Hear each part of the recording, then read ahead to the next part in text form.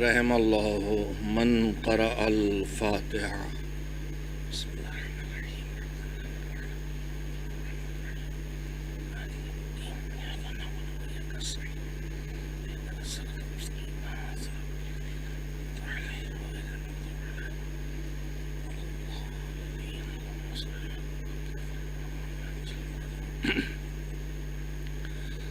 اعوذ باللہ من الشیطان اللعین الرجیم. بسم اللہ الرحمن الرحیم. الحمد للہ رب العالمین والعاقبۃ للمتقین والجنۃ للمؤمنین والنار للملحدین. والصلاة والسلام على سید الانبیاء والمرسلین سیدنا ونبینا وشفیعنا ابی القاسم محمد وآلہ الطیبین الطاہرین المعصومین المظلومین واللعنة الدائمة الباقية على أعدائهم أجمعين من الآن إلى يوم الدين. أما بعد فقد قال الله سبحانه وتعالى في كتابه المبين وهو أصدق الصادقين وقوله الحق. بسم اللہ الرحمن الرحیم. یوم ندعو کل اناس بامامہم. صلوات بھیجیں محمد و آل محمد.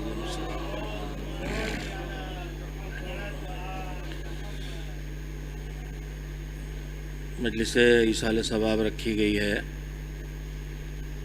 مرحومین کے لیے. ہمارا طریقہ یہ ہے کہ ذکر محمد و آل محمد علیہ السلام کے ساتھ ساتھ جو مجلس کی شکل میں ہوتا ہے ہم ہدایت بتانے والوں میں اور گمراہی سے بچانے والوں میں جہاں ایک طرف پیغمبر خدا حضرت محمد مصطفیٰ صلی اللہ علیہ وآلہ وسلم نے اہل بیت علیہ السلام اور اپنی عطرت کو تذکرہ فرمایا تھا، وہیں دوسری طرف قرآن کریم کا ذکر کیا تھا. لہذا ہم اپنی ان ایصال ثواب کی مجالس میں دونوں سے اپنی وابستگی کا اظہار کرتے ہیں. مجلس کر کے اہل بیت سے وابستگی اور مجلس کے ساتھ ساتھ فاتحے کی تلاوت کر کے قرآن کریم سے اپنے رشتے کو ظاہر کرتے ہیں. اس لیے آپ سے گزارش ہے کہ ایک بار سورہ حمد اور 3 بار سورہ توحید کی تلاوت فرما کے ان مرحومین کو جن کے ایصال ثواب کی مجلس ہوئی ہے، مرحوم حسن احمد ابن حسن حامد اور مرحومہ کنیز فاطمہ بنت قدیر حسین کی روح کو ہدیہ فرما دیں.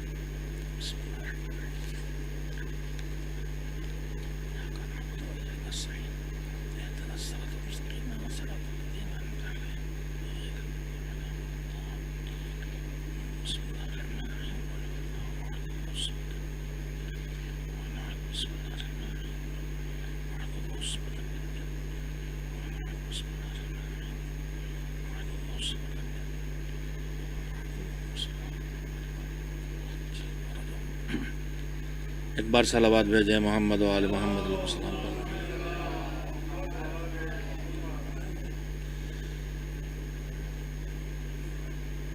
فاتحہ پڑھنے کے لیے میں نے آپ سے کہا اور اس کی تصریح ہے کہ ایک بار سورہ حمد اور 3 بار سورہ توحید کی تلاوت کر لیں. میں یہاں پہ وضاحت کر دوں جو میں آج کل مسلسل ضرورت کا احساس کرتے ہوئے اپنی قوم کے سامنے اس بات کو دہرا رہا ہوں کہ پروردگار عالم نے جتنے اچھے کام ہیں ان کاموں کو یا واجب قرار دیا ہے یا مستحب، اور ان کاموں میں کچھ کام وہ ہیں جن کاموں کو اللہ کہتا ہے کہ تمہیں کرنا ہے اور اس کا طریقہ بھی معین کر دیتا ہے کہ تمہیں ایسے یہ کام کرنا ہے۔ مثلا نماز پڑھنا ہے صبح کی 2 رکعت، تو اس کا طریقہ معین ہے اور ہمیں وہ نماز اسی طرح پڑھنا ہے۔ لیکن مثلا حج کرنا ہے تو حج کا طریقہ معین ہے، مثلا عمرہ کرنا ہے تو عمرہ کرنے کا طریقہ معین ہے۔ لیکن زیادہ تر کام جو اللہ ہم سے کرنے کے لیے کہتا ہے، چاہے وہ سنت اور مستحب کام ہوں اور چاہے واجب کام ہوں، ان میں اللہ طریقہ معین نہیں کرتا، بلکہ ہمارے حوالے کر دیتا ہے کہ یہ کام تمہیں کرنا ہے، جس وقت تمہیں کرنا ہے، جس زمانے میں تمہیں کرنا ہے، جس دور میں تمہیں کرنا ہے، اس وقت کے حالات کے تحت اس کا وہ طریقہ تمہیں اپنانا ہوگا جو اس وقت کا تقاضا ہو۔ بس یہ خیال رکھنا ہوگا کہ اس کام کو کرنے میں کوئی گناہ کا کام نہ ہو اور کوئی بے عقلی کا کام نہ ہو۔ میں اس کی مثال دیتا رہتا ہوں اور دینا چاہتا ہوں۔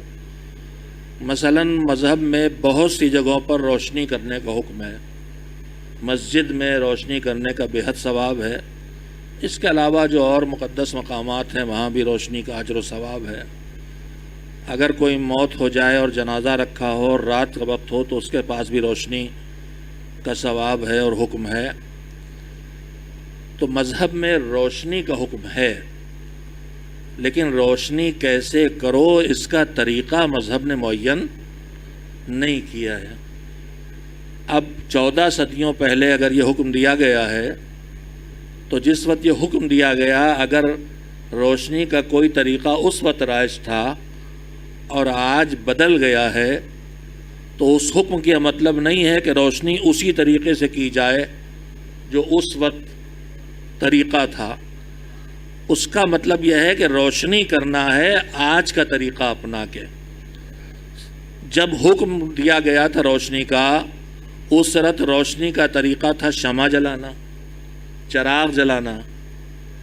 اس وقت جس کو کرنا تھا یا شمع جلاتا یا چراغ جلاتا۔ اچھا، چراغ بھی کاہے سے جلانا؟ مٹی کا تیل نہیں تھا۔ شمع کاہے کی؟ شہد کی مکھی کے چھتے سے نکالے ہوئے موم کی۔ یا پھر چراغ کاہے کا؟ عرب میں ہے مثلا تو ممکن ہے زیتون کا ہو، ہمارے ملک میں سرسوں، لیکن اب مٹی کا تیل آ گیا، اس سے چراغ بھی بنے، لالٹین بھی بنی، شمع بھی بنی، اور پھر روشنی کا سفر آگے بڑھا، بجلی آ گئی۔ تو اب روشنی کا حکم ہے، شمع کا حکم نہیں ہے۔ جب ہم سے یہاں پہ ناسمجھی ہوتی ہے اور ہم حکم کو اس طریقے سے باندھ لیتے ہیں جس زمانے کا وہ حکم ہے، تو وہیں سے ہمارے ہاں رسموں کی ایجاد شروع ہو جاتی ہے۔ چنانچہ آپ دیکھیں گے کہ آج بھی جگہ جگہ بہترین روشنیاں ہیں، مگر امام بارگاہوں میں، روزوں میں، نظر پہ، فاتحے پہ شمعیں جلا رہے ہیں ہم۔ یہ بے شعوری کا نتیجہ ہے کہ ہم یہ نہ سمجھ سکے کہ اللہ نے حکم دیا ہے مگر طریقہ معین نہیں کیا ہے، اور اس بے شعوری کی وجہ سے کار ثواب ممکن ہے گناہ بھی بن جائے۔ آپ جا کے دیکھیں درگاہوں میں، بارگاہوں میں شمع کی پگھلی ہوئی موم بتیوں کے ڈھیر ہوتے ہیں اور طاق اور دیواریں کالی ہوتی، کبھی کبھی جل بھی جاتا ہے۔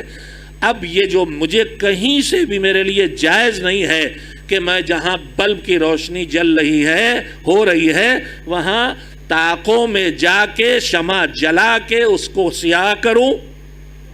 کہیں سے میرے لیے جائز نہیں ہے کہ میں روزوں میں اور بارگاہوں میں جا کے شمع کے ڈھیر لگا کے اسے گندا اور فرش کو خراب کروں۔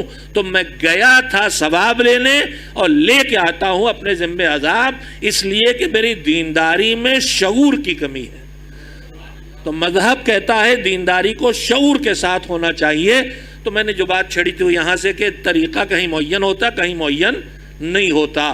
میں یہ وضاحت کرنا چاہتا ہوں کہ ہمارے درمیان ایصال ثواب کے لیے جو کچھ بھی کیا جا رہا ہے، جس میں تلاوت قرآن ہے، جس میں مجلس ہے، جس میں نظر ہے، جس میں فاتحہ ہے، جس میں صدقہ ہے، جس میں کھانا کھلانا ہے، اور اس کے بعد پھر اور نہ جانے خواتین کی کیا کیا ایجادات ہیں، عرفہ اور نہ جانے کیا کیا ہے. میرے عزیزو، ایصال ثواب کے لیے اللہ نے ہمارے اوپر کسی خاص طریقے کو مسلط نہیں کیا ہے. اس نے ہمارے حالات اور ہمارے شعور پہ ہم کو چھوڑا ہے کہ ہم جس وقت جو نیکی کر سکیں اس نیکی کو انجام دے کے مرحوم تک اس کا ثواب پہنچا دے. ایک بات یاد رکھیے گا کہ واجبات کے ثواب کو آدمی دوسرے کی طرف منتقل نہیں کر سکتا. جو کام میرے اوپر واجب ہے میں اسے انجام دے کے کہوں مالک میرا اس کا ثواب میرے باپ کو پہنچا دے، یہ نہیں ہونے والا. لیکن دنیا کے کسی بھی مستحب کام کو میں کسی کے لیے بھی ایصال ثواب کر سکتا ہوں، چاہے وہ زندہ ہو چاہے مردہ ہو. ہمارے زمان ایصال ثواب کا مطلب آتا ہے مرحومین، لیکن یہ واضح رہے کہ ہم زندہ کے لیے بھی ثواب کے کام کر سکتے ہیں. ہم گئے زیارت کرنے کے لیے امام رضا کے روضے پر، اب ہم نے ایک زیارت کی اور اس کا ثواب آپ ہمارے دوست ہیں نہیں آ سکے، آپ کو ہدیہ کر دیا، میں کر سکتا ہوں. یہ تو درمیان گفتگو میں نے ایک چھوٹی سی بات آپ کے علم میں یہ بھی لا دی. میں عرض یہ کرنا چاہتا ہوں کہ یہ جو پورے ایصال ثواب کا ایک تسلسل ہے، 7واں 40واں 10واں 20واں مجلس، اس میں خاص طریقے سے فاتحہ، ان میں سے کوئی چیز شریعت کی معین کی ہوئی نہیں ہے. ہمیں آزاد چھوڑا ہے، ہم جس طرح کے بھی کار خیر کر سکیں اس طرح کے کار خیر انجام دے.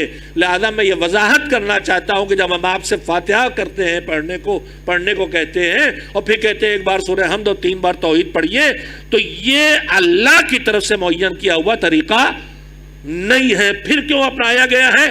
اب یہ ہمارے بزرگوں سے راج ہم کو ملا ہے، جس کے پیچھے شاید فلسفہ یہ ہو سکتا ہے کہ اگر آپ پورا قرآن ایصال ثواب کے لیے پڑھنا چاہیں تو کتنا وقت لگے گا؟ 30 پاروں کی تلاوت میں اگر اوسط اسپیڈ بھی ہے تو ایک پارے میں آدھا گھنٹہ درکار ہے، تو 30 پاروں کے پڑھنے کے لیے 15 گھنٹے درکار ہوں گے. 15 گھنٹے تلاوت کر کے جو ثواب میں مرحوم تک پہنچا سکتا ہوں، بزرگوں نے اپنی ذہانت اور دینی معلومات اور فراست کا استعمال کر کے روایات دیکھی کہ جو پورے قرآن کی تلاوت کا ثواب ہے وہ ایک سورہ حمد کی تلاوت کا اجر و ثواب بھی ہے. کہا چھوٹے سے وقت میں زیادہ ثواب کا کام کرنے کا طریقہ یہ ہے کہ سورہ حمد کی تلاوت کر لو، اور کہا تھوڑا سا اور وقت لگے گا. پھر انہوں نے دیکھا کہ 114 سوروں میں سورہ حمد کا ثواب تو ہے پورے قرآن کی تلاوت کے برابر، اور اس کے بعد ایک بار قل ہو اللہ کی تلاوت کا ثواب ہے 1/3 قرآن پڑھنے کے برابر. تو 3 قل ہو اللہ پڑھ لیے تو کتنا ہو گیا؟ پھر ایک قرآن ہو گیا. تو میں آپ پہ واضح کر دینا چاہتا ہوں کہ یہ حکم شریعت نہیں ہے، یہ ہمارے بزرگوں کا سلیقے مندی سے اختیار کیا ہوا طریقہ ہے. یعنی یہ لازمی نہیں ہے کہ آپ سے فاتحہ پڑھنے کے لیے کہا جائے تو آپ حمدی پڑھیں، توحیدی پڑھیں، 3 بار پڑھیں، 1 بار پڑھیں، آپ کوئی سورہ پڑھیں، آپ کوئی ایصال ثواب کریں. آپ صرف ایک صلوات بھیج کے بھی ایصال ثواب کر سکتے ہیں، ایک الحمدللہ، ایک سبحان اللہ کہہ کے بھی ایصال ثواب کر سکتے ہیں. ایک صلوات مل جل کے بھیجیں محمد والا.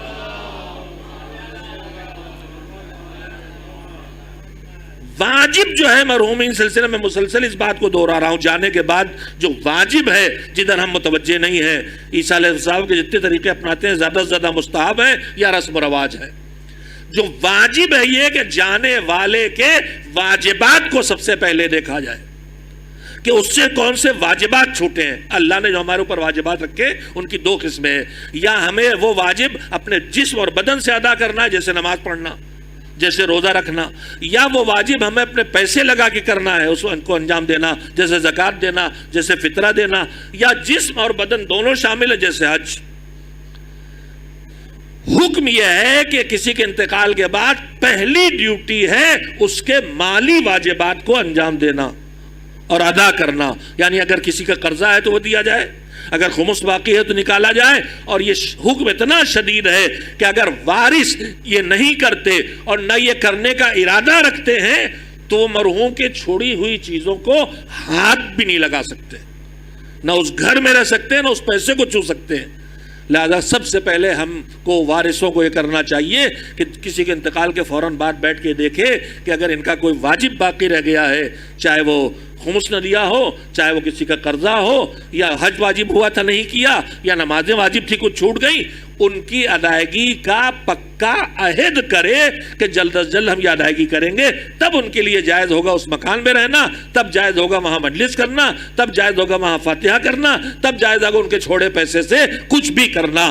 جس کی طرف ہم لوگ بہت کم متوجہ ہیں، ان واجبات کو نظر انداز کر کے جن کے انجام دینے میں شاید اتنی رقم نہ لگتی جتنا اس رسمی ایصال ثواب میں جو 40واں میں ولیموں جیسے کھانے کھلائے جا رہے ہیں، جتنا پیسہ اس میں ہم لگا دیتے ہیں، شاید اس سے کم پیسے میں ان کا واجب ادا ہو جاتا. مگر ہماری یہ بے شعوری کی دوسری قسم ہے. آپ یہ بتائیے، اگر خدا نخواستہ مجھے پتا چلے کہ میرا باپ بیمار ہے، میرا بھائی بیمار ہے، میرا دوست بیمار ہے، ہاسپٹل میں ایڈمٹ ہے، میں نے خبر پائی، میں دوڑ کے چلا، میں نے کہا میرے دوست کو بریانی بہت پسند، چلو بریانی خرید لے گئے. وہاں پہنچے، دیکھا وہ درد سے تڑپ رہا ہے، ہم اس کے پاس لے گئے، بریانی نوش فرمائیے. وہ کہے گا جب پاگل آدمی ہو، ارے میں تڑپ رہا ہوں تکلیف سے، پہلے میرے اس درد کا علاج کراؤ تب مجھے بریانی کھلانا، میں بریانی کھانے لائق ابھی نہیں ہوں. میرے عزیزوں، اگر واجبات چھوڑ دیے ہم نے، مرحوم کے واجبات ادا نہ کیے، خدا نخواستہ ترک نماز کا عذاب ہو رہا ہے، خدا نخواستہ خمس چھوڑنے کا عذاب ہو رہا ہے، تو جو عذاب قبر کا شکار ہے اسے مستحبات کے ثواب کی لذت کہاں ملنے والی ہے؟ پہلے اس کے واجبات کو ادا کرو تاکہ اس کی زندگی میں راحت آ جائے، پھر اس کے لیے مستحبات کو انجام دو تاکہ وہ زندگی کو بہتر طور پر عالم برزخ میں گزار سکے. ایک صلوات مل جل کے بھیجیں محمد و آل محمد علیہ السلام. میرے عزیزو، آج کی شب ہمارے نم امام حضرت محمد تقی علیہ السلام کی شہادت کی شب ہے. اکثر روایات کے مطابق آخر ماہ ذی قعدہ. ائمہ طاہرین میں سب سے کم عمر میں جس امام کی شہادت ہوئی ہے وہ ہمارے نو امام ہیں. صرف 25 سال کی عمر میں آپ شہید ہوئے، صرف 25 سال عمر ہے. میں نے سوچا کہ آج کی شب مجلس ایصال ثواب ہو رہی ہے تو ہم سب کی ذمہ داری بنتی ہے کہ اس مجلس ایصال ثواب میں اس امام کا ذکر کیا جائے کہ جس امام کی شہادت کی شب ہے اور جنہوں نے جوانی میں شہادت قبول کی تاکہ ہم کو گمراہی سے بچا سکیں. انہیں کیوں شہید کیا گیا؟ ان کا ایک ہی مشن تھا، لوگوں کو حق پہنچانا، لوگوں تک حق پہنچانا، لوگوں کو حق پہ لانا، لوگوں تک دین پہنچانا، لوگوں کو دین پہ لانا، لوگوں کو دیندار بنانا اور لوگوں کی دنیا اور آخرت کو بچانا. یہ ان کا ہدف تھا جس کے لیے انہوں نے قربانیاں پیش کی. پروردگار عالم نے ہمارے اوپر جو بے حساب کرم کیے ہیں ان میں سے ایک کرم یہ بھی ہے کہ اس نے ہم کو لاوارث نہیں چھوڑا کہ ہم تجربے کر کر کے سیکھتے کہ ہمارے لیے اچھا کیا ہے اور برا کیا ہے. اس نے ہم کو پیدا کرتے ہی دین کا نظام ہمیں دے دیا کہ یہ جو ہم دے رہے ہیں دین کا نظام اور سسٹم، یہ تمہیں بتائے گا کہ تمہارے لیے اچھا کیا ہے اور تمہارے لیے برا کیا ہے. ہم نسلیں گزر جائیں تجربے کرتے چلے آ رہے، لیکن آج بھی ہمارے تجربے بار بار غلط ثابت ہوتے ہیں اور ہمیں بدلنا پڑتے اپنے فیصلے. ملک کا کانسٹیٹیوشن جو بناتا ہے سب سے قابل آدمی ملک کا ہوتے ہیں، لیکن یہ بتائیے ابھی ہمارے ملک میں جو کانسٹیٹیوشن اس کو بنائے ہوئے 55 سال 56 سال جتنے ہوئے ہوں، لیکن کتنے امینڈمنٹ ہوئے؟ یہ امینڈمنٹ کیوں ہوتے؟ اس لیے کہ ہم اپنے اعتبار سے بہترین قانون بنا کے بھی تجربہ ہم سے بتاتا ہے کہ یہاں غلطی ہوئی، یہاں غلطی ہوئی، یہ قانون ایسے ہونا چاہیے، ایسے ہونا چاہیے. اللہ نے ہم انسانوں پر یہ مہربانی کی ہے کہ کہ اس نے ہم کو لاوارث نہیں چھوڑا کہ ہم تجربے کریں اور سیکھیں اور نسلیں گزر جائیں نقصان اٹھاتے ہوئے اور فائدے سے محروم ہوتے ہوئے. اس نے ہم کو نظام دین بنا کے دیا. توجہ دیں فلسفہ دین پر. یہ جو اللہ ہم سے کہتا ہے یہ واجب ہے کرو، یہ مستحب ہے کرو، یہ حرام ہے نہ کرو، اس مکروہ سے بچو، ہم سمجھتے ہیں چند رسمی باتیں ہیں. نہیں، یہ پوری زندگی کو فائدے تک پہنچانے اور نقصانات سے بچانے کا اللہ کا بنایا نظام ہے. ہر وہ کام جس میں ہمارا کوئی فائدہ چھپا ہے اللہ یا اسے واجب کر دیتا ہے یا مستحب، اور ہر وہ کام کہ جس میں ہمارا کوئی نقصان ہے اس سے یا اللہ حرام کر دیتا ہے یا مکروہ. اب اس فائدے اور نقصان کا تعلق ہمارے جسم سے ہو، ہماری روح سے ہو، ہم سے ہماری ذات سے ہو، ہمارے گھر سے ہو، ہمارے کنبے سے ہو، ہماری دنیا کی زندگی سے ہو، ہماری آخرت زندگی سے ہو. دین ہمیں نقصانات سے بچانے کے لیے اور فائدوں تک پہنچانے کے لیے آیا ہے. اور اس دین کے نظام کو پہنچانے کے اللہ نے دو راستے قرار دیے، ایک اللہ کی کتاب اور ایک اللہ کے بھیجے ہوئے ہادی. میں جلدی جلدی سناؤں تاکہ امام کی تذکرے تک پہنچ سکوں. اللہ نے ہماری ہدایت کے دو حصے قرار دیے ہیں. ایک اس کی طرف سے صحیفے اور کتاب آئے ہیں جس میں لکھا ہوا قانون ہے، جس میں آخری کتاب قرآن مجید ہے جو قیامت تک اللہ کا آخری قانون. دوسری طرف اللہ کے بھیجے ہوئے ہادی ہیں، نبی، رسول اور امام، جن میں پہلے جناب آدم ہیں اور آخری رسول حضرت خاتم المرسلین حضرت محمد مصطفیٰ صلی اللہ علیہ وآلہ وسلم. اور ختم رسالت کے بعد سلسلہ امامت ہے جس میں پہلے امام مولا علی علیہ السلام اور آخری امام ہمارے زمانے کے مولا حضرت ولی عصر اجل اللہ تعالی فرجہ الشریف.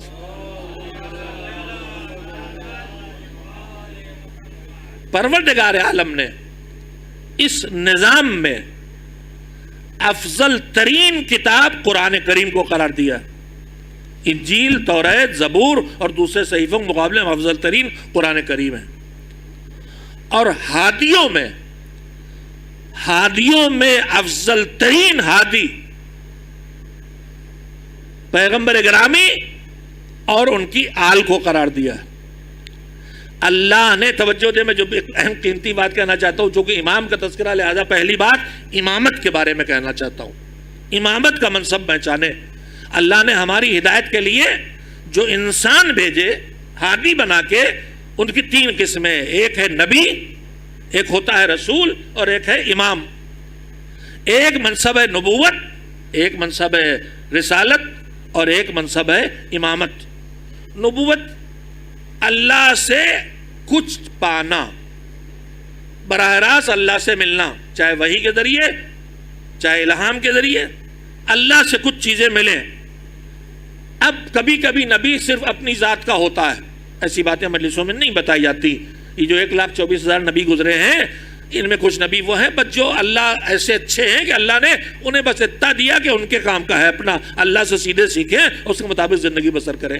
کچھ نبی وہ ہوتے ہیں جن کی ذمہ داری آگے بڑھتی ہے دوسروں تک پہنچانا. کچھ خالی کنبوں کے لیے نبی، کچھ خالی قریے کے لیے نبی، کچھ علاقے کے لیے نبی، کچھ دنیا بھر کے لیے نبی.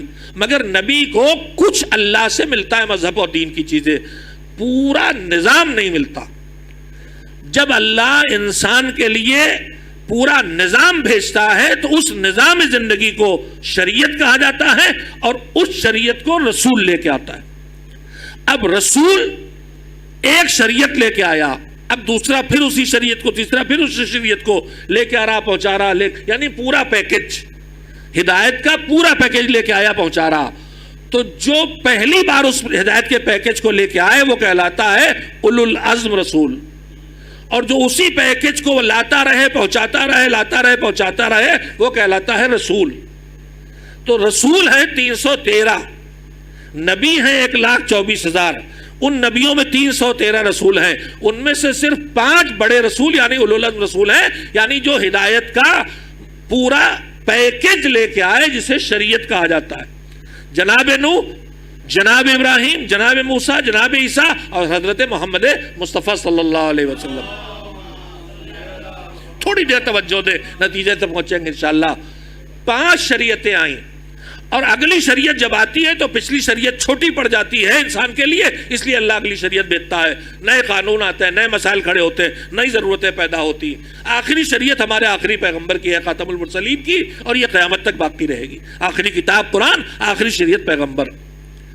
اللہ کی طرف سے ایک منصب ہوا نبوت کہ بس اس کو مل رہا ہے تھوڑا تھوڑا سے اللہ کی طرف سے، ایک ہوا رسالت کے شریعت مل رہی، ایک ہوا اولو العزم رسالت پیغمبری کہ پورا پیکج پہلی بار انہیں دیا جا رہا ہے۔ یہ تین منصب ہو گئے نبوت و رسالت کے بیچ، ایک نبی، ایک رسول اور ایک اولو العزم رسول۔ اب ان رسولوں میں اور اولو العزم رسولوں میں جو 5 ہیں ان میں اللہ نے سب کو کچھ الگ الگ شرف دیے۔ جناب عیسیٰ روح اللہ ہیں، جناب ابراہیم خلیل اللہ ہیں، الگ الگ ان کو شرف ملے۔ یہ بھی اپنے ذہن میں رکھیے، کچھ معلومات ہیں جو میں آپ کے ذہن میں جمع کر کے نتیجے تک آپ کے ذہنوں کو پہنچانا چاہتا ہوں، یہ بھی اپنے ذہن میں رکھ لیجیے۔ رسالت و نبوت میں ادھر سے لا کے ادھر پہنچانے کی بات، اب جب ادھر سے لا کے ادھر پہنچانے کی ضرورت ختم ہو گئی، کب ختم ہوئی؟ آپ تو مجلسیں سنتے رہتے ہیں، آپ کی ذہانت دیکھیں، ادھر سے لا کے ادھر پہنچانے کا کام کہاں ضرورت ختم ہو گئی؟ جو ادھر سے آنا تھا جب وہ سب آ گیا تب ادھر سے لانے کی ضرورت نہیں رہی۔ وہ سب کب آ گیا؟ آدم لے آئے نہیں، نوح لے آئے نہیں، ابراہیم لے آئے نہیں، موسیٰ لے آئے نہیں، عیسیٰ لے آئے نہیں، سب نہیں آیا۔ سب کب آیا؟ جب غدیر کے میدان میں اللہ کے رسول نے علی کو ہاتھوں پہ اٹھا کے کہا من کنت مولا فہذا علی مولا، تو ادھر سے آواز آئی الیوم اکملت لکم دینکم، آج دین پورا ہو گیا۔ سب جو آنا تھا ادھر سے آ گیا، تو اب لانے والے کا کام تو رہا نہیں کہ ادھر سے لائے، تو اب لانے والے کا کام نہیں رہا۔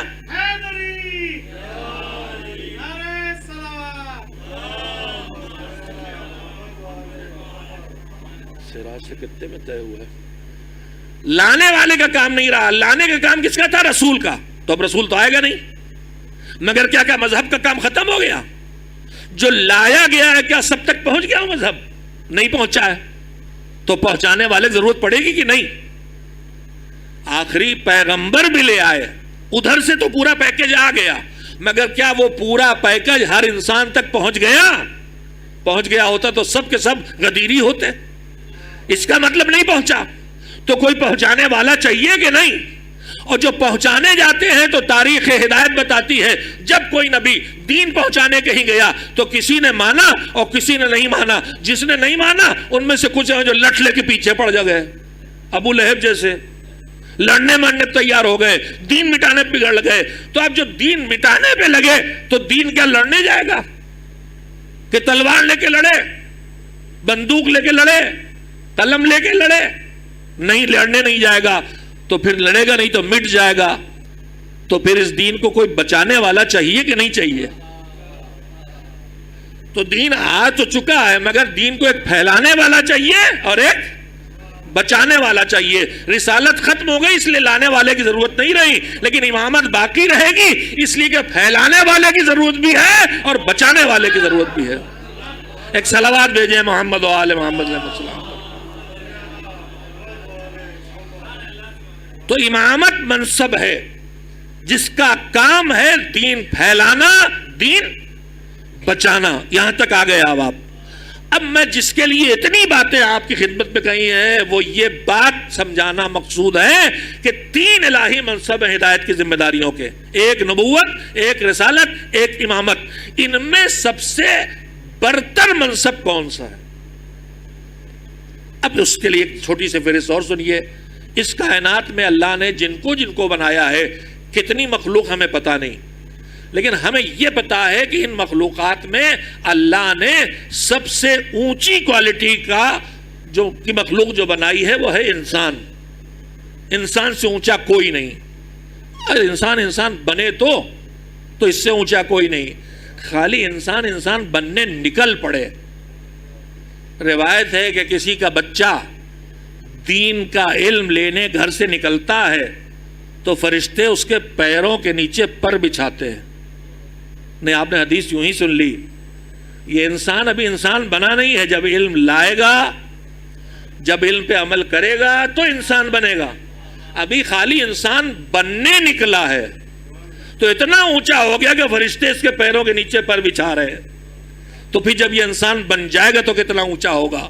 اور پھر مجھے یہیں پہ ایک جملہ کہنے دیجئے کہ جب میرے جیسے گنہگار کا بچہ خالی علم دین لینے نکلے تو اتنا اونچا ہو جائے کہ فرشتے اس کے پیروں کے نیچے پر بچھائیں، تو جو اس بارگاہ سے علم لے کے یہاں انسانوں کو دینے آئے تھے، اگر اس دروازے پہ فرشتے دربان بن کے کھڑے ہوں تو اس میں حیرت کی بات کیا ہے؟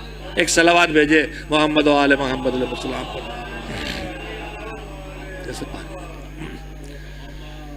تو اب انسان ہونا ایک شرف ہے، آپ میری توجہ رکھیں، ضرورتیں پوری ہوتی رہی۔ انسان ہونا شرف ہے، اور اتنا اونچا شرف ہے کہ کسی اور کو شرف مخلوقات الہی میں نصیب نہیں ہے۔ ایک صلوات بھیجے۔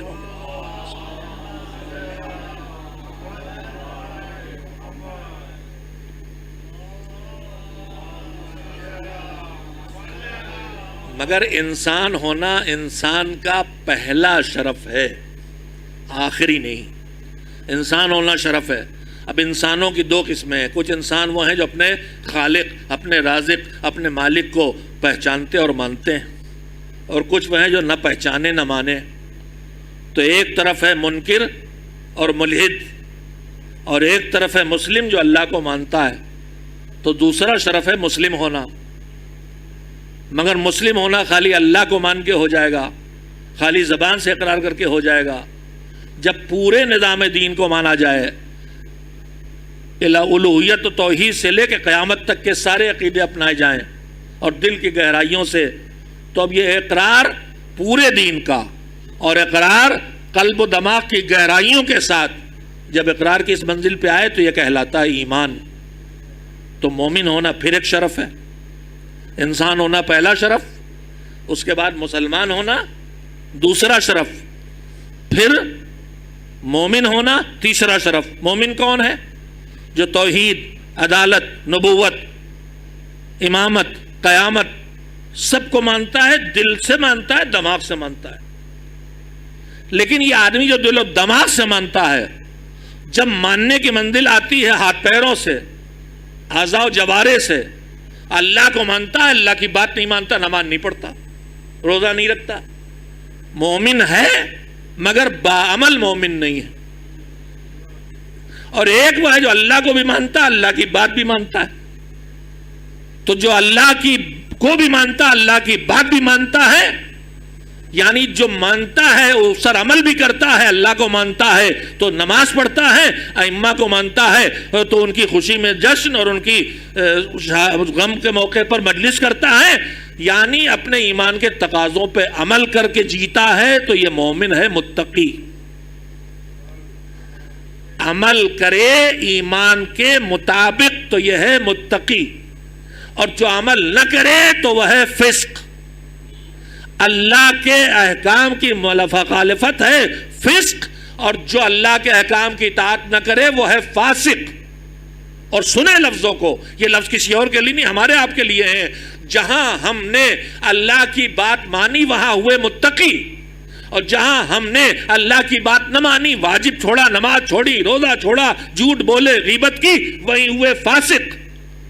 اور اگر یہ فسق چھپا رہے تو فاسق ہے، اور اگر یہی گناہ کھلم کھلا ہونے لگے تو فاجر ہے۔ کھلے گناہ تک لے آئے، بے حیائی تک لے آئے، بے غیرتی تک لے آئے، حیا ختم ہو جائے، احساس جرم ختم ہو جائے تو فاجر ہے۔ کھل کے جوا، ایک آدمی جوا کھیلتا ہے چھپ کے کھیلتا ہے، اس سے اچھا ہے جو کھل کے کھیل رہا۔ ایک پیتا ہے، بد نصیب ہے لیکن چھپ کے پیتا، ایک کھلم کھلا پی رہا، یہ فاسق وہ فاجر۔ اس کے مقابلے میں متقی کون ہے؟ جو زندگی کو پابند دین بنا کے بسر کر رہا، واجب چھوڑتا نہیں، حرام کرتا نہیں، بڑے گناہوں سے بچ کے چل رہا، چھوٹے گناہ بھی کم سے کم کر رہا۔ مگر متقی ہونا آخری شرف نہیں ہے، اس کے بعد ایک منزل اور آتی ہے۔ یہ نیک بن کے زندگی بسر تو کر رہا ہے مگر پھر بھی کچھ واجبات چھوڑتا ہے، کچھ گناہ کبیرہ کر ڈالتا ہے، کچھ نیکیاں چھوڑ دیتا ہے، کچھ چھوٹے گناہ روز دہراتا ہے۔ تو کہا یہ تقوی کی منزل پہ تو آیا مگر عدالت کی منزل پہ نہیں آیا۔ اب جب تقوی اتنا پکا ہو جائے کہ جیسے گاڑی چلانے کی عادت ہوتی ہے تو آدمی بریک لگانے کے لیے نیت نہیں کرتا، ویسے ہی نامحرم پر نگاہ پڑے تو خود بخود جھک جائے، سوچنا نہ پڑے۔ جب تقوی اتنا پکا ہو جائے، مہارت بن جائے، تو یہ ہے عدالت اور وہ ہے عادل۔ تو اب پھر سے شرف گناہوں، انسانیت ایک شرف، اسلام دوسرا شرف، ایمان تیسرا شرف، چوتھا طرف تقوی، پانچواں شرف عدالت۔ مگر عدالت آخری منزل نہیں انسان کی، عادل ہے، کبھی بھی عدالت جا سکتی، بچ کے رہتا ہے، مگر کبھی بھی عدالت گناہ کر سکتا ہے، کبھی بھی خطا ہو سکتی ہے، کبھی بھی چوک ہو سکتی ہے۔ یہ اس جگہ نہیں پہنچا، اب اللہ کچھ ایسے پیدا کرتا ہے جن کے اندر یہ صلاحیت ہوتی ہے کہ جن کی منزل اتنی اونچی ہو جائے کہ ان سے ہم ڈرائیونگ کے ماہر ہوتے ہیں لیکن کبھی وقت بریک نہیں لگتے، گاڑی لڑ جاتی ہے، کبھی گیئر نہیں بدلتا، انجن بند ہو جاتا ہے۔ مگر جب گناہوں سے دوری کی مہارت وہاں پہنچ جائے کہ نہ نیند غلطی کرائے، نہ بھول غلطی کرائے، نہ نفس غلطی کرائے، تو وہ منزل ہوتی ہے عصمت کی، جہاں اب چانس رہ ہی نہیں گیا حکم خدا کی مخالفت کا، مجبوری کی وجہ سے نہیں، مہارت اور واقف کاری کی وجہ سے۔ یہ ہے عصمت۔ مگر عصمت بھی آخری شرف نہیں ہے، عصمت کے بعد اللہ کچھ کو معصوم بناتا ہے، تم پاک اپنے گھر، اور کچھ کو معصوم بناتا ہے، اب نکلو دوسروں کو سدھارو۔ تو جب تک عصمت خالی عصمت رہے تو وہ مریم کے پاس ہے، اور جب یہ عصمت ہدایت کی ذمہ داریاں بانٹے تو کبھی نبی بنتی ہے، کبھی رسول بنتی ہے، کبھی زہرا بذات الرسول بن کے اب عصمت کے ساتھ نبوت دی، عصمت کے ساتھ رسالت دی، عصمت کے ساتھ امامت دی، شرف اونتا ہوتا چلا گیا۔ اب شرف ہے کیا کیا؟ انسان ہونا شرف، اسلام مسلم ہونا شرف، مومن ہونا شرف، عادل ہونا شرف، معصوم ہونا شرف، نبی ہونا شرف، رسول ہونا شرف، رسولوں میں اولو العزم رسول ہونا اور بڑا شرف۔ ابراہیم کے پاس کیا کیا ہے؟ ابراہیم کے پاس بشر ہیں، مسلم ہیں، مومن ہیں، متقی ہیں، عادل ہیں، عصمت والے ہیں، نبی ہیں، رسول ہیں، اولو العزم پیغمبر ہیں۔ پھر اور کیا ہے؟ خلیل بھی بنا دیے گئے۔ مگر اتنے شرف ملے، ابراہیم کو مل گئے، اللہ سے لے لیے، چپکے ہیں، کسی اور کے لیے مانگنے نہیں جاتے۔ ذرا سے ایک توجہ دے لے، اور نماز مجلس کے بعد ہم لوگ دعائیں کرتے ہیں، روزی دے اور برکت دے اور اولاد دے اور بے روزگاری ختم کرو، بیماری سے بچا، اور نہ جانے کیا کیا۔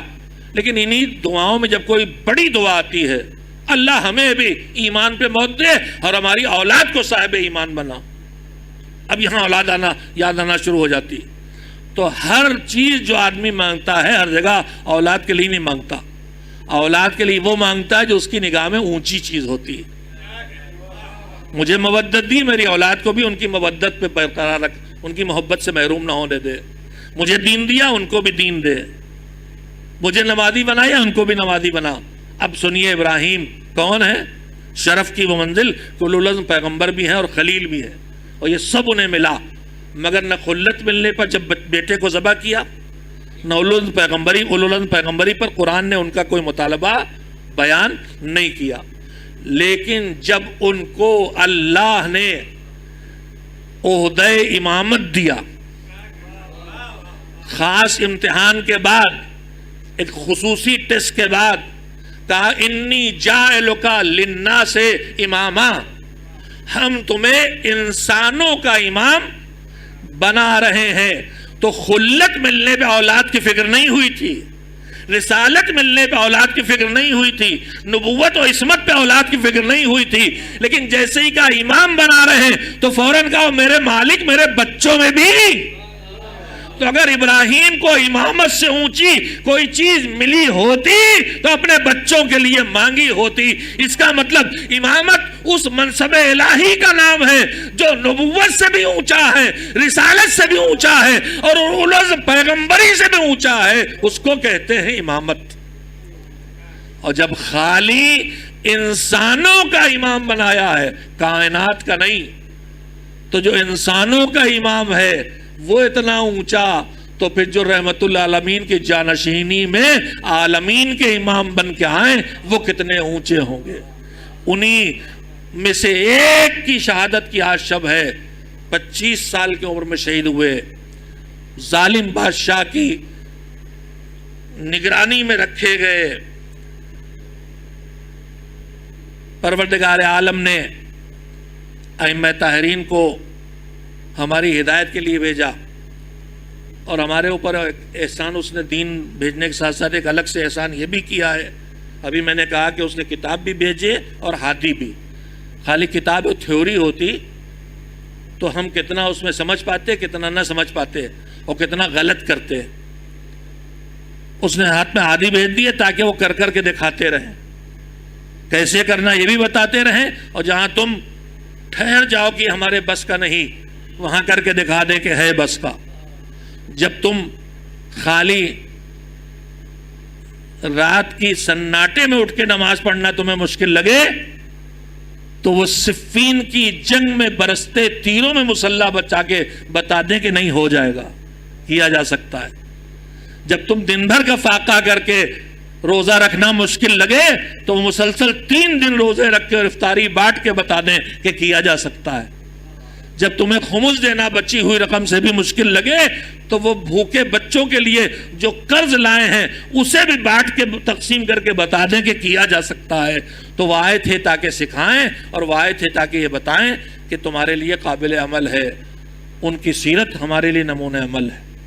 ہم سے کوتاہی کیا ہوئی؟ بس میں جلدی سے بات کو سمیٹ کے ختم کروں. ہم سے کوتاہی ہوئی ہے کہ اللہ کے پیغمبر نے ہم سے کہا تھا کہ ہم تمہارے درمیان 2 برابر کی چیزیں چھوڑ کے جا رہے ہیں.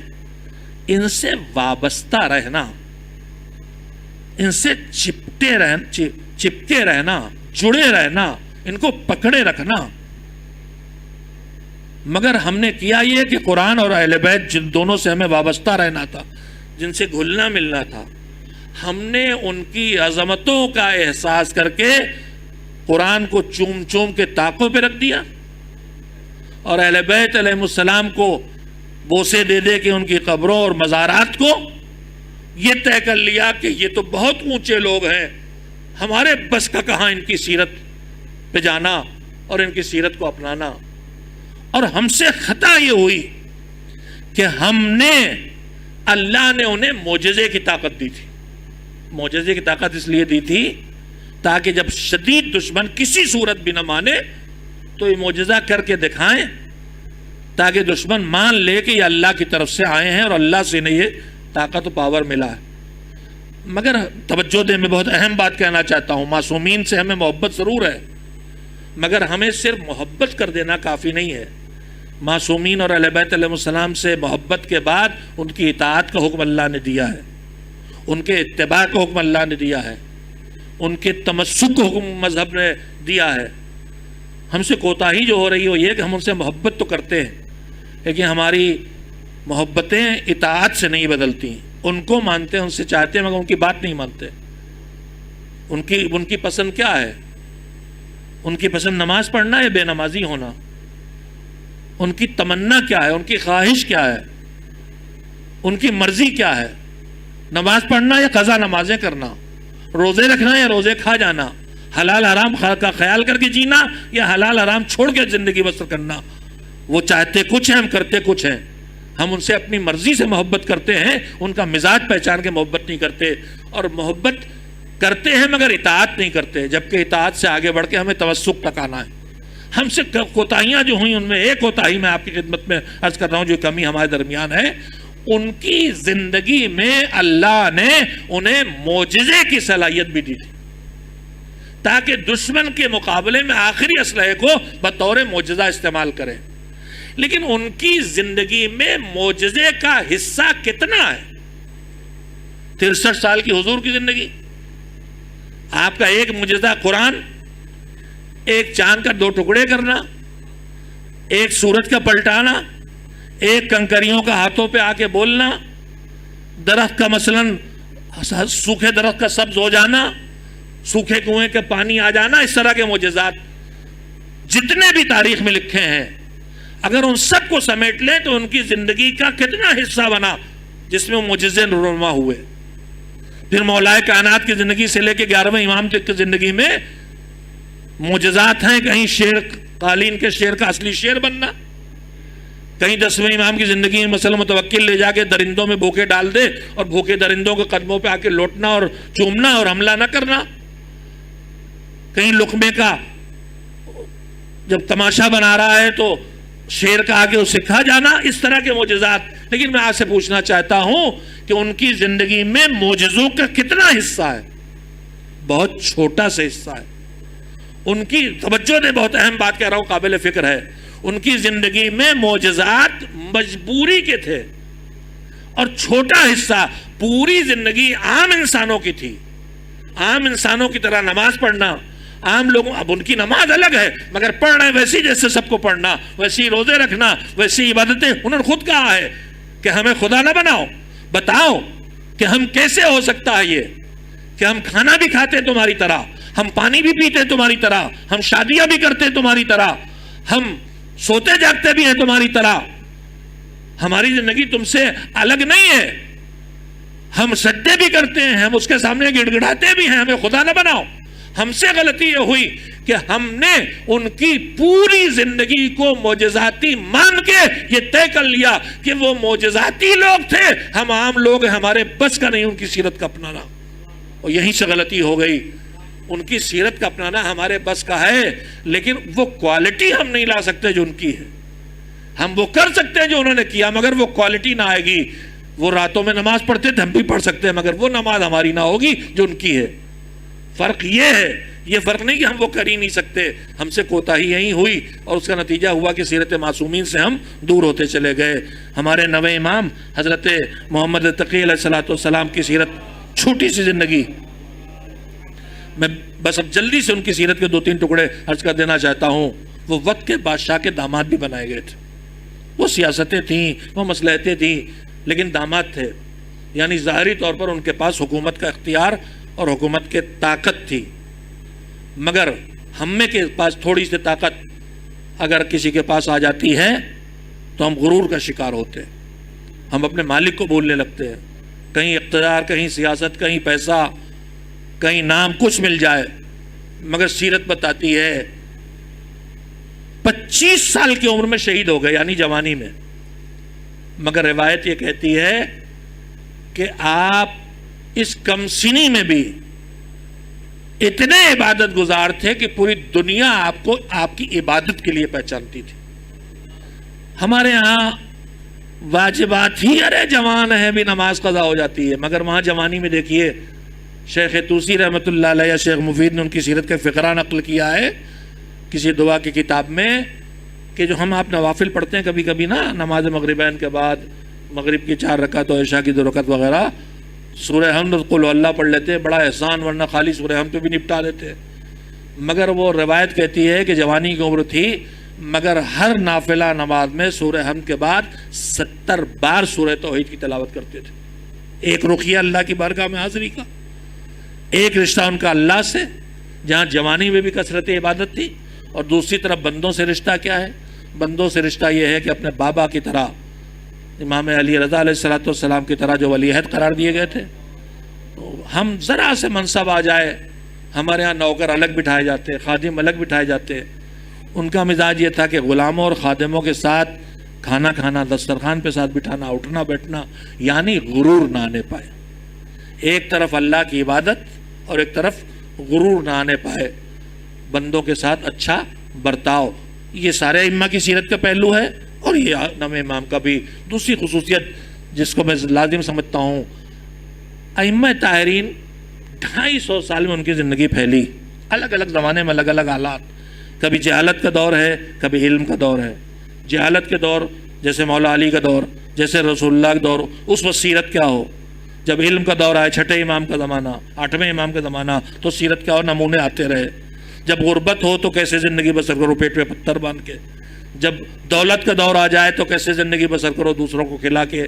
یہ سارے نمونے ہمارے سامنے آتے جاتے ہیں.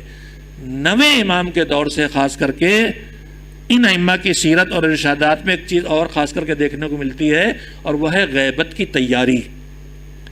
ان کو پتہ ہے کہ بہت جلد 9ویں امام کی شہادت 220 ہجری میں ہوئی اور 260 ہجری میں غیبت شروع ہو گئی، تو 40 سال صرف رہ گئے.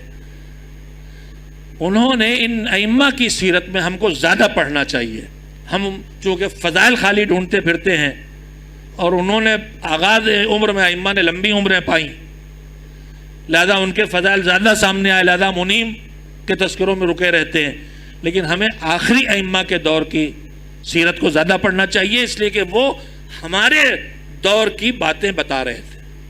اس دور کے ہدایات میں 9ویں امام سے 11ویں امام تک جو مشترک چیزیں ملیں گی اس میں آپ کو توجہ دیں جس کی طرف ہماری توجہ نہیں ہے۔ ایک خصوصی بات یہ کہی گئی ہے کہ جو تمہارے دوسرے مسلم بھائی ہیں جو مذہب اہل بیت پہ نہیں ہیں ان کے ساتھ بدسلوکی نہیں کرنا ہے، ان کے ساتھ نفرت کا برتاؤ نہیں کرنا ہے، ان کے ساتھ بدزبانی کر کے ان کے بزرگوں کو برا بھلا نہیں کہنا۔ ائمہ نے حکم دیا ہے کہ جو تمہارے بھائی مسلمان ہیں جو تمہارے مذہب پہ نہیں ہیں ان کے جنازوں میں تمہیں شرکت کرنا ہے، ان کی جماعتوں میں تمہیں جماعت نماز میں جانا ہے، ان کے مریض کی عیادت کے لیے جانا ہے، ان کو ہدایہ دینا ہے، یعنی ایسے تمام کام کرنا ہے جو ان کو تمہاری طرف کھینچے اور اس کے بعد وہ ہماری طرف کھینچ کے آئے۔ امام کا آخر اس دور کے ائمہ کے ارشادات کا مجھے جملہ یاد نہیں، اللہ علم ہے مجھے بعد میں یاد بھی دلا دیں گے، کس امام کا 9ویں 10ویں 11ویں کس امام کا ارشاد ہے، جروا الینا کل المودہ، کا ایسا لوگوں کے ساتھ ایسا سلوک کرو، توجہ دے میری قوم جو میری آواز کو سن رہے ہیں، کہ دوسروں کو لعنتیں کرنے کا حکم معصوم نے نہیں دیا، فرمایا لا تکونوا سبابین، کہا سباب گلم گلوچ کرنے والے مت بنو، لعانین مت بنو، لعنتیں کرنے والے مت بنو جو آج کل واٹس ایپ پہ آفت آئی ہوئی، پھر کیا بنو، کہا جروا الینا کل مودہ، ایسی سیرت اپناؤ کہ لوگوں کی محبت ہمارے پاس کھینچ کے لے کے آؤ۔ یہ بتائیے میں کسی کے بزرگ کو گالیاں دوں، برملا لعنتیں کروں تو کیا وہ اس کی محبت میں کھینچ پاؤں گا؟ ان کے ساتھ اچھا برتاؤ کروں، وہ کہیں یہ صادق کے ماننے والے، یہ رضا کے ماننے والے، یہ عسکری کے ماننے والے، یہ دیکھو کتنے اچھے ہیں، تو ان کے امام اچھے رہے ہوں گے۔ جروا الینا کل مودہ، مودت ہمارے پاس کھینچ کے لے کے آؤ، ہماری طرف محبت کھینچ کے لے کے آؤ۔ یہ ان کی سیرت کے پیغامات ہیں اور یہ ہمارے 9ویں امام کی سیرت میں بھی چیز دیکھنے کو ملتی ہے۔ دوسری چیز یہ دیکھنے کو ملتی ہے کہ تم اگر مرکز علم سے قریب ہو اور کچھ مرکز علم سے دور ہیں تو وہاں تک ان کو پہنچاؤ جو ان تک علم کو پہنچائیں۔ اسی لیے امام نے اپنے نمائندے جگہ جگہ معین کیے تھے جو ان علاقوں میں لوگوں کو علم تک پہنچاتے تھے۔ جو آج ہماری ڈیوٹی ہے کہ ہم جس علاقے میں ہوں وہاں امام کے نمائندے بن کے لوگوں تک دین اور علم کو پہنچائیں۔ یہ مختصر سی ان کی سیرت کے ٹکڑے میں اس وقت کے گنجائش میں پیش کر سکا۔ ایک روایت بھی سن لیں۔ امام نے فرمایا کہ انسان کو شرف چاہیے، ابھی میں نے شرف کی فہرست گنائی، ان عظمتوں اور شرف میں امام نے فرمایا کہ سب سے بڑا شرف وہ ہے جو انسان کو اس کا علم دلوائے۔ انسان کے لیے سب سے بڑا شرف وہ شرف ہے جو اس کا پیسہ اسے نہ دلوائے، جو اس کا خاندان اسے نہ دلوائے، جو اس کی سیاست اسے نہ دلوائے۔ وہ عزت جو انسان کو اس کا علم دلوائے وہ سب سے بڑی عزت ہے۔ معصومین کی زندگی میں 63 سال سے لے کے 25 سال تک کی زندگیوں میں شہادت ہے، اور زیادہ تر معصومین مدینہ منورہ سے ہٹ کے شہید ہوئے، یعنی جلا وطنی میں، غریب الوطنی میں شہید ہوئے ہیں۔ ہمارے 13 شہید معصومین میں صرف رسول اکرم صلی اللہ علیہ وآلہ وسلم، جناب معصومہ، امام حسن مجتبیٰ، اور پھر چوتھے اور 5ویں اور 6ٹھے امام کی قبریں مدینے میں یعنی اپنے وطن میں شہید ہوئے، اور اس کے علاوہ سب عالم غربت میں شہید ہوئے۔ مولا علی نجف میں، کوفے میں، سید الشہداء کربلا میں، امام رضا مشہد میں، امام محمد تقی علیہ السلام اور امام موسیٰ کاظم علیہ السلام بغداد میں، کاظمین میں، اور 10ویں امام اور 11ویں امام سامرہ میں، یہ سب کے سب عالم غربت میں شہید ہوئے۔ ہمارے 9ویں امام بھی عالم غربت میں شہید ہوئے۔ بابا کی جنازے کو دفن کیا اور کمسینی میں امامت کی ذمہ داری مل گئی۔ کل 9 سال کی عمر ہے جب امامت کی ذمہ داری کاندھوں پہ آ گئی، دشمنوں کے نرغے میں، لیکن اس کے باوجود تبلیغ علم، تبلیغ دین، فریضہ امامت کو اس طرح سے انجام دیا دیکھیے ایک جملہ کہنے کا وقت تو نہیں، مگر ایک جملے میں بات کہنا چاہتا ہوں. اگر آپ دیکھیں گے تو امامت کے آغاز میں جو ائمہ گزرے ہیں ان کی لمبی عمریں ہیں. کوئی 63 سال میں شہید ہوا، کوئی 57 سال میں شہید ہوا، کوئی 55 سال میں شہید ہوا. لیکن جیسے جیسے امامت آگے بڑھی ہے عمریں گھٹنا شروع ہو گئی. کوئی 40 سال میں شہید کر دیا گیا، کوئی 28 سال میں شہید کر دیا گیا، اور امام 25 سال میں. اس کا مطلب کیا ہوا؟ شہید انہیں کب کیا جاتا ہے؟ دشمن شہید کرتا. کیوں؟ جب ان سے ہار جاتا ہے، جب ان کو تھک جاتا ہے، جب انہیں کار ہدایت سے روک نہیں پاتا، قید خانوں میں ڈالتا ہے، گھروں میں بند کر کے رکھتا ہے، بدنام کرتا ہے. جب سب تدبیریں ختم ہو جاتی ہیں تب شہید کر دیتا ہے. تو آخری دور کے ائمہ کی چھوٹی عمریں یہ بتا رہی ہیں کہ جو لمبی عمریں پانے والے ائمہ کا شرف تھا وہی ناقابل برداشت بن گیا ان ائمہ کی زندگی کا وجود کہ کمسینی میں دشمنوں نے شہید کر کے بتا دیا کہ علی مرتضیٰ کو اگر 63 سال میں ناقابل برداشت بنے تھے تو محمد تقی تو 25 سال میں وہاں کھڑے ہیں کہ جہاں ہمارے ناقابل برداشت ہے. عالم غربت میں زہر دے کے شہید کیا گیا.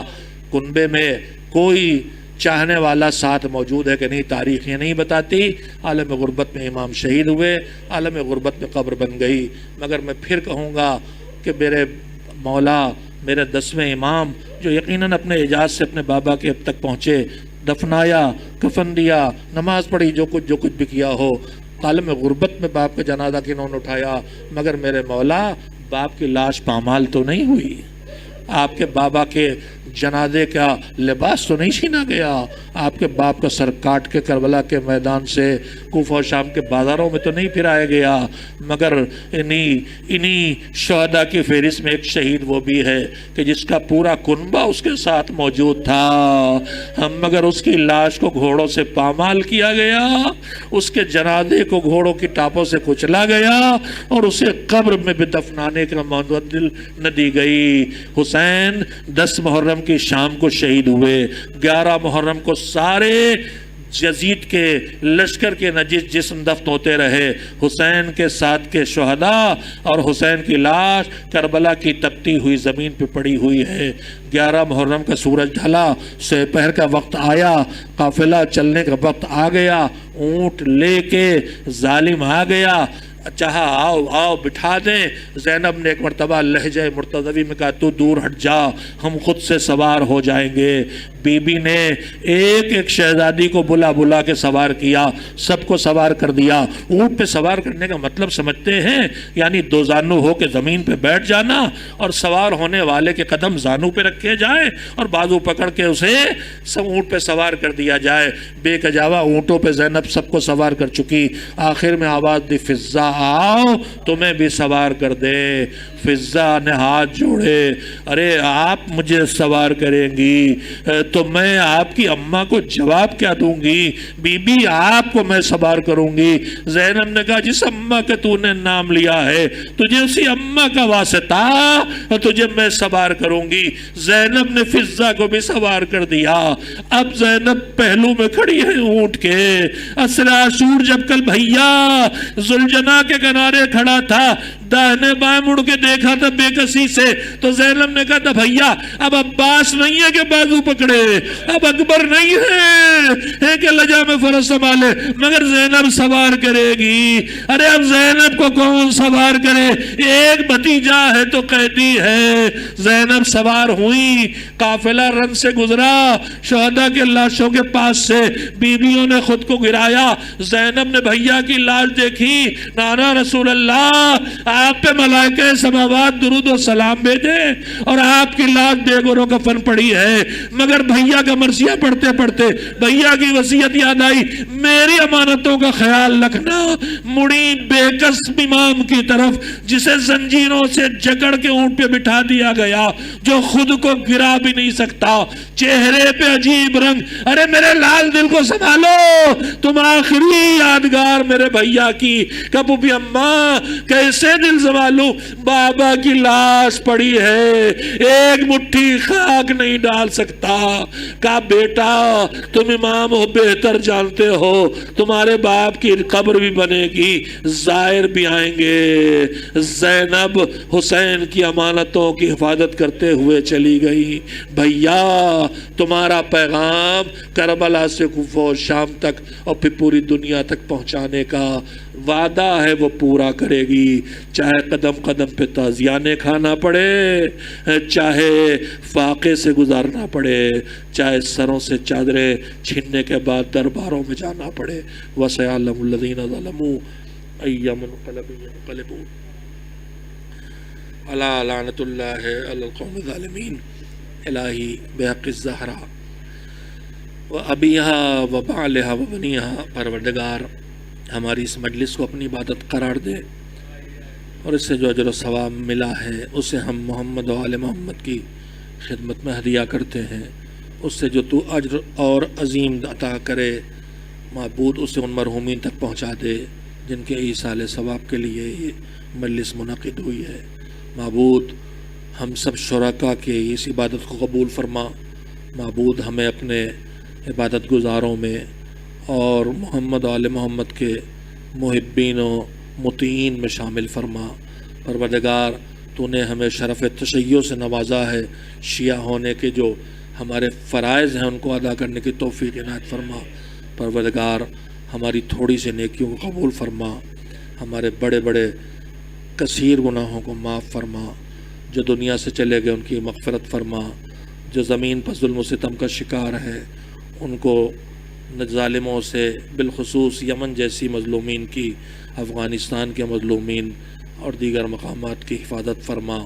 परवरदिगार ये वबा जो इंसानी आमाल का नतीजा है, तेरे गज़ब का नतीजा है, नहीं मालूम। परवरदिगार अब इस वबा से इस आलम इंसानियत को नजात दे दे, बिलख़ुसूस मोमिनीन व मोमिनात की हिफाजत फरमा।